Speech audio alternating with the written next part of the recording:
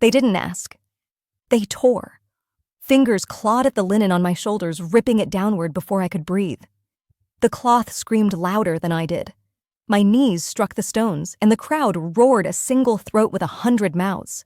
I smelled tallow smoke and damp wool. Someone's hand reeked of onions as it clamped the back of my neck.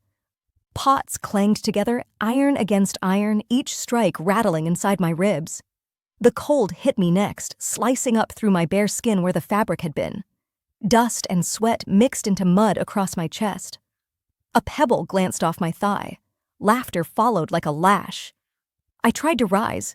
Another tug dragged me lower. My scalp burned where they had seized my braid, yanking me forward so that the world spun torches bleeding fire across the black sky. I had been a wife only yesterday. Now I was a spectacle. Their lesson was not carved on parchment or spoken from the pulpit. They chose my body to write it on. I was not born into scandal. I was born into bread-hard loaves.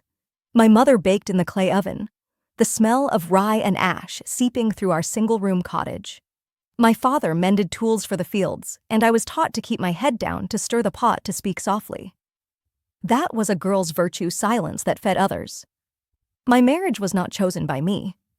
Few are.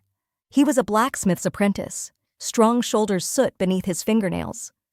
My dowry was small, so my worth was measured more in obedience than in coin. Still, I believed duty would be enough to grow affection. I believed wrong. When the forge claimed his days and nights, I walked home alone. A neighbor once shared half a loaf with me at dusk. That gesture, harmless as bread, was chewed into something bitter by gossip. In a village like ours, a woman's glance could be twisted into a promise she never made. The church court in the next town judged sins of flesh, but here we had our own tribunal, eyes at the well, whispers at the market. Rough music was the verdict long before priests were involved. They called it charivari pots, banged horns blown, shame carried through the streets like smoke. A ritual to keep order, they said, but it was punishment wearing a festival's mask. I noticed the signs. A door that shut too quickly when I passed. Women who crossed themselves not at the church bell, but at my shadow. At night, I heard the first dull clang of metal, distant as if rehearsed. Each strike was a warning, prepare your skin. I was guilty of nothing more than being watched. Yet in a world where rumor is heavier than proof, innocence weighs nothing at all. By the time I heard the pans, the verdict had already been cooked. The night it began, the sound reached me before the touch did. A thunder of pans, a storm of horns, the rhythm pounding like hooves against the earth. My husband sat at the table, eyes fixed on the empty bowl between us. He neither rose nor warned me. He only said, "They are here." The door burst inward. A boy no older than 12 led the charged torchlight, dancing off his grin. Behind him came men with faces I had known since childhood, women with shawls pulled tight, hiding their mouths, but not their judgment. Rough music filled the cottage, louder than my own pulse. "Name him," they shouted. "Confess." Another voice bellowed.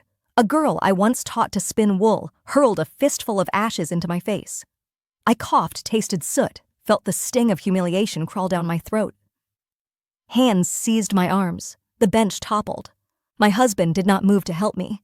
His silence was heavier than the clamor, heavier than the torches. I understood then he had offered me to them payment for peace in his forge. Dragged outside, my feet scraped the stones, leaving thin ribbons of skin on the path. The cold gnawed at the exposed flesh where cloth had already been torn away. We moved as a procession, but this was no holy rite. It was a trial without defense, a judgment carried out by every familiar face. They paraded me first past the forge, its doorway glowing with embers. I remembered nights I waited there with bread and broth. Tonight, its light was a spotlight on my disgrace. Then past the market stalls, now empty of goods yet full of eyes. Every corner was a stage. A woman spat where I walked, and another slammed shut her shutters with a finality that sounded like a gavel. At the well, the center of our gossip, they paused. A man dipped his bucket, splashed the icy water across me. The crowd roared. The chill bit deeper than any blade soaking the linen, clinging to my skin. "Tell us his name," someone jeered. "There is none," I gasped. But truth had no place here. It slid off their ears like water from stone. Children mimicked the clang of pots, their laughter shrill. An old man muttered prayers between curses, his rosary swinging as if to bless my ruin. We circled the church last. The bell tolled not for mass, but for mockery. My knees buckled. They shoved me forward until my palms split open on the frozen earth. Above me, the crucifix loomed, Christ's suffering twisted into a justification for mine. A stone struck my shoulder, small but sharp. Another hit my ribs. They did not throw to kill. They threw to bruise, to mark. Each impact drew laughter, then more stones, more laughter. Pain became a drumbeat, steady, relentless. I looked once toward my husband. He stood at the edge of the crowd, arms crossed, face blank as an anvil. No protest, no defense, no grief. In that moment, his silence carved deeper than any stone. I tried to meet the eyes of one friend, the baker's wife who once shared her loaf with me. She turned away, clutching her shawl, her mouth pressed thin. Betrayal was not just in action, but in the refusal to see. The night stretched each street a corridor of shame. My body was no longer mine. It belonged to their jeers, their torches, their rhythm of pots and pans. When they finally halted, I could hardly breathe. My chest rose in shallow gasps. My scalp ached where they had tugged my skin streaked with welts. The crowd hushed for a moment, as if awaiting the next act. And I realized with a hollow dread, this was only the beginning. Silence is the heaviest stone. They bound my wrists with rough rope, the fibers biting deep, leaving rings of fire around my skin. A bench was dragged into the square, crude and splintered. They forced me down, pressing my shoulders until my spine screamed. The wood creaked under the weight of humiliation. Someone brought shears. I heard the snap of the blades before I felt them. A single lock fell, then another, then a flood. Each tug burned my scalp, each snip a verdict. Hair once braided with ribbons at midsummer dances scattered like weeds at my feet. The crowd cheered every slice, as though each strand carried proof of guilt. Then came the tearing. Fingers hooked into cloth, already weakened from the struggle. The fabric split, ripping from collar to hem. Air lashed my body. I folded forward, trying to cover myself, but hands wrenched me open to their gaze. My skin was no longer mine. It was theirs to shred with laughter. They smeared me with what they had brought, mud scooped from the gutter ashes, from the forge yoke, and shells from eggs already rotting. The mixture stung my eyes, slid cold down my back, glued to the raw places where stones had found their mark. A boy, barely a boy, lifted a pebble and hurled it with all the strength of his growing arm. It struck my temple, flashing white across my vision. The crowd roared approval, and soon a rain followed, small stones, clods of earth, handfuls of grain husks. Never enough to kill, always enough to remind. "Cry louder," someone sneered. "God should hear you beg." I tried. My throat cracked, but the sound vanished beneath the din. Rough music clanged on drums of pans, whistles, jeers. The noise wrapped around me until even my own sobs felt borrowed. For a moment, I imagined escape, rising from the bench, running barefoot into the fields, letting the frost swallow me whole. But the ropes cut that dream short. They held me in place, a living effigy, a warning carved in flesh. I searched for a face that might show mercy, the priest's.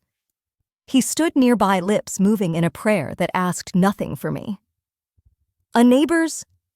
She laughed as she threw a rind of cheese, hardened and sharp, striking my chest. The weight of the crowd pressed closer, a single organism of malice. Their joy was louder than my pain. Their justice was measured in bruises. I closed my eyes. In darkness, I could almost pretend I was elsewhere in my mother's cottage, the oven warm, the smell of rye thick in the air. But the next lash of mud snapped me back. Memory could not protect me here. I understood then what they wanted, not my confession, not even my repentance. They wanted a spectacle. They wanted my body undone, my dignity peeled away until nothing human remained, only an example. And so it was. I didn't just lose my honor, I lost my body. When the torches guttered out and the clanging faded, I was left in silence. Yet silence was not peace. It was only the echo of their laughter still rattling in my skull. My body shivered uncontrollably, though the ropes had been cut. Without the crowd pressing against me, the cold pressed harder. I stumbled back to the cottage. My husband was gone. The hearth was dark. On the table lay nothing but the bowl he had stared into, as empty as the place he once occupied in my life. Days blurred. Hair grew back in uneven patches, each lock a reminder of shears and jeers. The bruises yellowed then faded, but the scars etched deeper inside remained. In the market, women would not meet my gaze. At the church, the bench beside me stayed vacant as though shame was contagious. At the well, buckets dipped swiftly, then left without greeting. I was alive, yes, but not restored. In our village, survival was not the same as belonging. A woman marked by scandal was less than a woman. She was a caution, a warning carved in flesh for others to obey. History calls these rituals justice charivari, public penance rough music. The chronicles speak of order preserved, of morals enforced. But they forget the skin split, the hair shorn, the dignity stripped. They forget that the lesson was written not on parchment, but on bodies like mine. I have learned this: crowds crave more than punishment. They crave theater. They turn rumor into chorus, suspicion into law, and cruelty into spectacle. And when the torches burn out, when the noise dies, it is the victim who continues the performance alone, night after night in memory. So I walk through the village still. The streets remember my knees, the square remembers my hair, the well remembers my silence. I carry these scars not as badges, but as warnings to show what happens when voices unite, not in truth, but in hunger for blood. They thought they taught me shame. But the true lesson is this: a community that feeds on one woman's ruin starves itself of its own humanity.